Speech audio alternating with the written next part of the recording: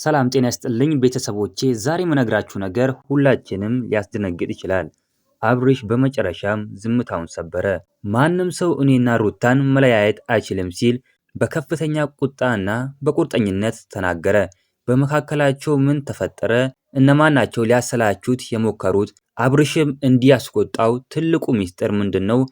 ቪዲዮን እስከ መጨረሻው ካላያችሁት ግማሽ እውነት ይዛችሁ እንዳትወጡ።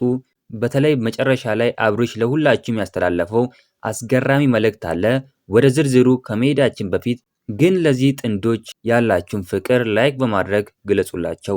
አብርሽና ሩታ ባላቸው ጠንካራ ፍቅር ቢታወቁም በቅርቡ ግን በማህበራዊ ሚዲያ ላይ የሚወሩ አንዳንድ አሉባልታዎች አብርሽን እንዳበሳጩት ገለጸ። አብርሽ በጣም ተናዶ ነው የታየው። እኛ የገነባነው ፍቅር በሰው ወሬ አይፈርስም ሲል በድፍረት ተናገረ። ሩታም ከጎኑ ሆና ያሳየችው ድጋፍ የሚገርም ነበር። እናንተስ በአብርሽና በሩታ ፍቅር ላይ ያላችሁን አስተያየት ምንድነው? እውነት ፍቅራቸው እስከ መጨረሻ ይቀጥላል? ኮሜንት ላይ ጻፉልኝ። ብዙዎች ያልሰሙት ነገር ግን አብርሽ እንዲናደድ ያደረገውን አንድ ትልቅ ምክንያት አለ።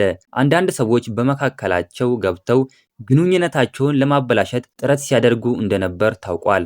ግን እነዚህን ሰዎች ከእንግዲህ ዝም አልልም ብላችኋል። ይህ ጦርነት በማንና በማን መካከል ነው? አብርሽ በቀጥታ ስም ባይጠራም መልእክቱ ግን በጣም ግልጽ ነበር። እኛም እንደ አድናቂዎቻቸው የምንለው ነገር ቢኖር ጽኑና ማንም እንዳይለያቸው እንላለን። እንዲህ አይነት ጽኑ አቋም ያለው ወንድ ለሩታ መኖር ደስ ይላል። ይህ ቪዲዮ ለብዙዎች እንዲደርስ ሼር አድርጉት። አብርሽንና ሩታን የምንወደው ከሆነ ደግሞ ሰብስክራይብ ማድረግ እንዳትረሱ። አብርሽ መጨረሻ ላይ የነገረው ወሳኝ ቃል አለ። ፍቅር ያሸንፋል የሚል ነበር። በቀጣይ ቪዲዮ እስከምንገናኝ በያላችሁበት የዓለም ዳርቻ ሰላማችሁ ብዝት ይበልልኝ። ደህና ሁኑልኝ።